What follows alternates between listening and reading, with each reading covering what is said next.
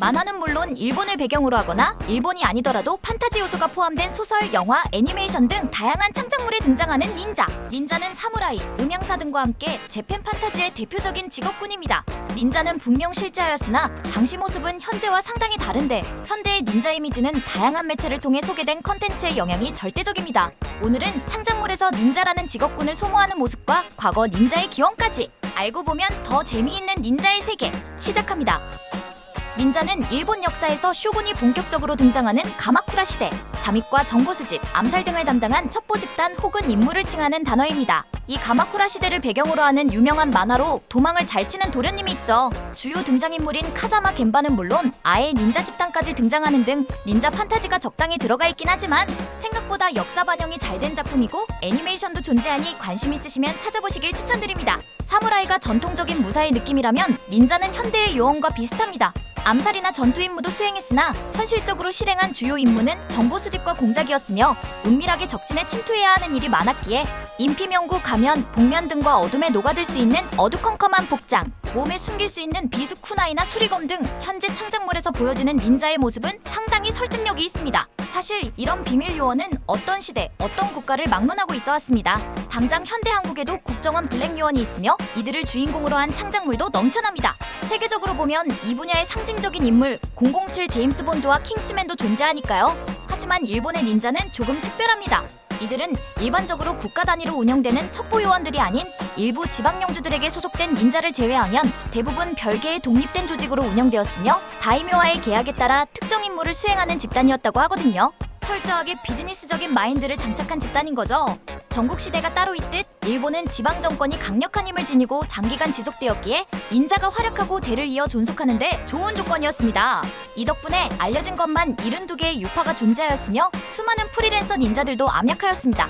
그 중에서 가장 유명한 유파는 당대 최고 세력 오다 노부나가 군에게도 굽히지 않은 이가류가 있는데 이 무장 닌자 집단 이가류는 다양한 창작물에서 닌자의 대표격으로 등장하므로 추후 별도로 다뤄보려고 합니다. 국내외를 막론하고 닌자 하면 떠오르는 대표적인 이름은 하토리 한조입니다. 하토리 한조는 본래 특정 인물이 아닌 이가류의 하토리 가문 당주가 대대로 계승하는 이름이나 그중 가장 유명한 2대 하토리 한조, 하토리 미사나리를 상징하는 게 일반적입니다.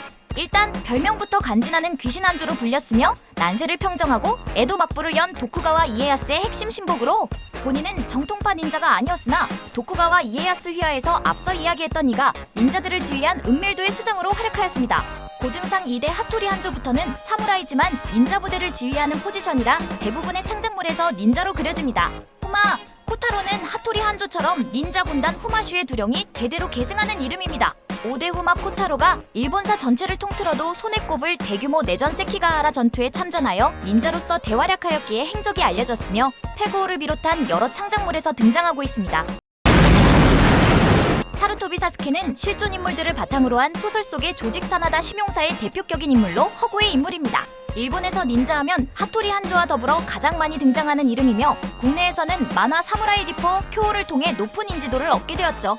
나루토에서는 3대 호카게 사루토비 하루젠의 아버지로 설정상 등장하나 일권 시점에 이미 사망한 상태입니다. 하지만 그 이름은 우치하 사스케에 의해 더욱 널리 퍼져나갑니다.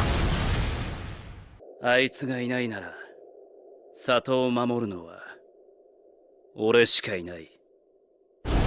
수많은 창작물에 등장하는 판타지스러운 인법은 당연히 허구이지만 인술이라는 단어는 실제로 사용되던 말입니다. 현재까지 전해져 오는 인술들은 닌자의 마음가짐이나 싸우는 방법은 물론 위장술, 생존술, 독도법, 약학, 심리전술 등 마치 현대의 첩보원 교본을 방불케 하지만 어디까지나 핵심은 들키지 않게 적진에 잘 녹아드는 방법이고 발각되면 빠르게 탈출하는 방법입니다.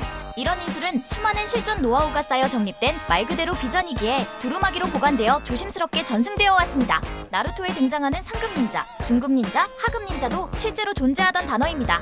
다만 실제로 상급 닌자를 의미하는 조니는 사실상 호카게나 원로원급을 의미하기에 나루토의 상급 닌자는 실제로 중급 닌자를 의미하는 추닌에 속합니다. 그 외 모든 닌자는 하급 닌자인 게닌에 속하며 중급 닌자 승급이 무척이나 어려웠기에 어린 나이에 상급 닌자, 실제로는 중급 닌자로 승급한 카카시의 천재성은 변함이 없습니다.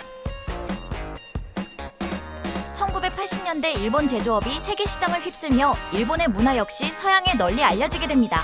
이 과정에서 사무라이, 닌자와 같은 컨텐츠도 관심을 끌게 되고 이 관심을 토대로 뉴욕시를 배경으로 활약하는 닌자 거북이가 탄생하게 됩니다.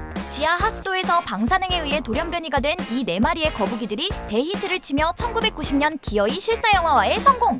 1억 3천만 달러를 벌어들이는 대박을 치며 닌자 터틀 프랜차이즈가 시작됩니다. 닌자 거북이를 탄생시킨 배경에는 귀여운 캐릭터도 있지만 암살 정도까지 하던 첩보원 닌자가 어둠 속에서 암약하는 슈퍼특공대 수준으로 황골탈퇴한 영향이 크며 스파이와 어쌔신을 합친 동양의 신비한 닌자라는 존재는 폭발적인 인기를 끌게 됩니다. 일본은 물론 서양에서도 뭔가 현대에도 존재할 것만 같은 닌자들을 소재로 한 게임, 영화, 만화 등이 우후주순처럼 등장하였고 나루토는 현대적인 닌자 창작물에 정점을 찍게 됩니다. 이렇듯 세계적으로 먹히는 컨텐츠로 성장한 닌자는 아마 앞으로도 꾸준히 창작물에 등장할 예정입니다. 한때 한국에는 꽃미남 전투부대 화랑이 있다 라는 소리도 있었지만 금방 사그라들었고 최근에는 무려 헌트릭스나 사자보이즈가 새롭게 대항마로 떠오르기도 했는데요.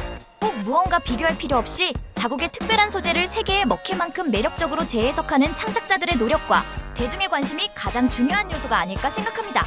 앞으로 알고 보면 더 재미있는 시리즈는 꾸준히 계속됩니다. 구독과 알림 설정, 댓글 남겨주시면 동력 잃지 않고 재미있게 시간 보내실 수 있도록 노력하겠습니다. 오늘의 닌자 이야기는 여기서 마무리합니다. 감사합니다.